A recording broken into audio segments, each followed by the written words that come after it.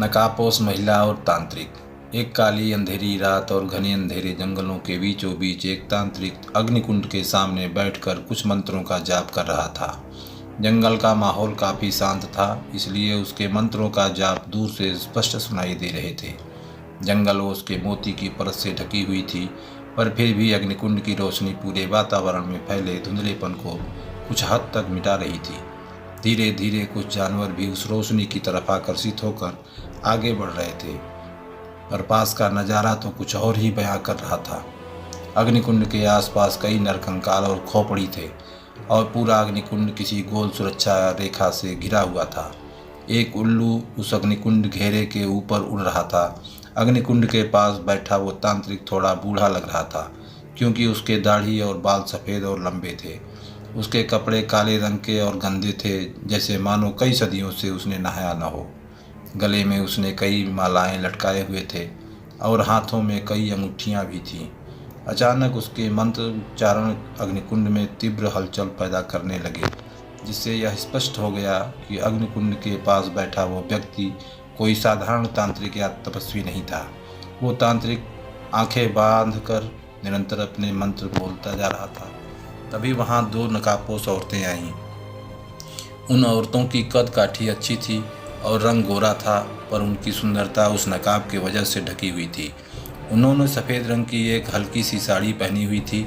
उनकी उपस्थिति महसूस होते ही उस तांत्रिक ने अपनी आंखें खोली। दोनों औरतों ने तांत्रिक को विनयपूर्वक प्रणाम किया। तांत्रिक उन्हें देखकर जोर से हंस पड़ा। फिर वो उठ गया और एक इंसानी खोपड़ी को अपने हाथ में लिए थोड़ा आगे चलने लगा। फिर वो औरतें भी उसी के पीछे चलने लगीं। फिर वो तांत्रिक रुक गया, जहाँ उसे दूर से एक महल दिखाई दे रहा था। उस महल को देखकर उस तांत्रिक के चेहरे पर एक शैतानी हंसी तैर गई और उसके पीछे खड़ी औरतों ने जोर से नारा लगाना शुरू किया। भानगढ़ के राजा भान सिंह एक बार शिकार करने के लिए अपने सैनिकों के साथ एक बीहड़ जंगल को गए थे। भान सिंह अपने घोड़े के साथ करीब 15 सैनिकों की टोली उनके पीछे पीछे चल रही थी। करीब 3 घंटे तक उस बीहड़ जंगल में अब तक राजा भान सिंह को एक भी शिकार नहीं मिला था। भान सिंह को 10 बजे से लेकर अब तक 1 बज चुके थे, लेकिन एक भी शिकार नहीं मिला था। राजा भान सिंह ने अपने सैनिकों को आदेश दिया कि वो कुछ देर यहाँ आराम करना चाहते हैं। राजा भान सिंह का आदेश सुनते ही उन सैनिकों ने एक छायादार पेड़ के नीचे अगले 10 मिनट के अंदर ही राजा भान सिंह के आराम करने के लिए एक तंबू तैयार कर दिया। तंबू के अंदर राजा भान सिंह के खाने के लिए कुछ फल और जल का व्यवस्था उन सैनिकों ने पहले से ही करके रखा हुआ था। राजा भान सिंह ने कुछ फल खाने के बाद पानी पिया और कुछ देर के लिए उस तंबू में सो गया। अभी आधे घंटे भी नहीं हुए थे कि अचानक से राजा भान सिंह की नींद खुल गई। एक अजीब तरह की खुशबू उसे मदहोश कर रही थी। राजा भान सिंह अपने आप पे काबू नहीं कर पा रहा था। वो उस खुशबू के तरफ खिंचा चला जा रहा था। राजा भान सिंह अपने तंबू से निकलकर बाहर आ गए। तंबू के बाहर जैसे ही राजा भान सिंह आए, बाहर का नज़ारा देखकर राजा भान सिंह को कुछ समझ नहीं आ रहा था। सारे सैनिक बेहोश पड़े हुए थे। राजा ने तुरंत ही अपनी कमर से लटक रही म्यान से अपनी तलवार निकाल ली। राजा भान सिंह ने अपने चारों तरफ अपनी एक हाथ आगे करके और दूसरे हाथ से तलवार लिए अपनी नज़रों को चौकन्ना किए हुए देखने लगे। कहीं भी कोई नज़र नहीं आ रहा था, सिर्फ एक खुशबू जो कि उस राजा को मदहोश कर रही थी। राजा भान सिंह उस सैनिकों को वहीं छोड़कर तुरंत ही अपने घोड़े पे बैठ गया। जिस दिशा से वो खुशबू आ रही थी, उसी दिशा में राजा भान सिंह अपने घोड़े पे सवार होकर आगे बढ़ गया। जैसे जैसे राजा भान सिंह का घोड़ा उस दिशा में आगे बढ़ रहा था, उसी खुशबू की तीव्रता और भी तेज होती जा रही थी। करीब 1.5 कोस की दूरी तय करने के बाद राजा भान सिंह का घोड़ा एक जगह जाकर रुक गया।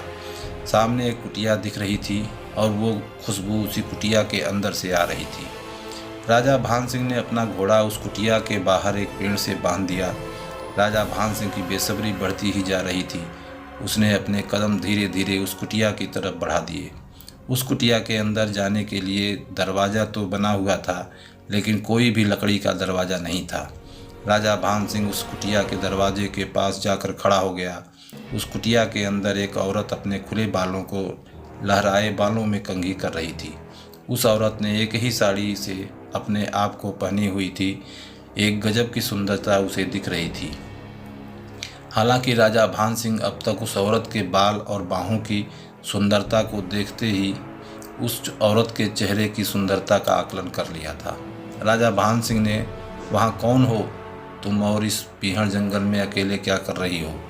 राजा भान सिंह की बात सुनकर भी वो औरत अपने खुले बाल में कंघी कर ही रही थी। उनकी बातों पर उन पे कोई भी असर नहीं हो रहा था। राजा भान सिंह ने म्यान से पुनः अपनी तलवार निकालकर धीरे धीरे उस औरत की ओर बढ़ने लगा। राजा भान सिंह की धड़कनें बढ़ चुकी थी। उसे कुछ समझ में नहीं आ रहा था कि आखिर वो औरत क्यों उनके सवालों का कोई भी जवाब क्यों नहीं दे रही थी। राजा भान सिंह ने जैसे ही अपने 2-4 कदम उस औरत की तरफ बढ़ाया ही था कि वो पीछे की तरफ मुड़ी। उस औरत ने अपने चेहरे पे एक नकाब लगाई हुई थी। नकाब देखते ही राजा भान सिंह ने उस औरत से कहा, अपने नकाब चेहरे से हटाओ।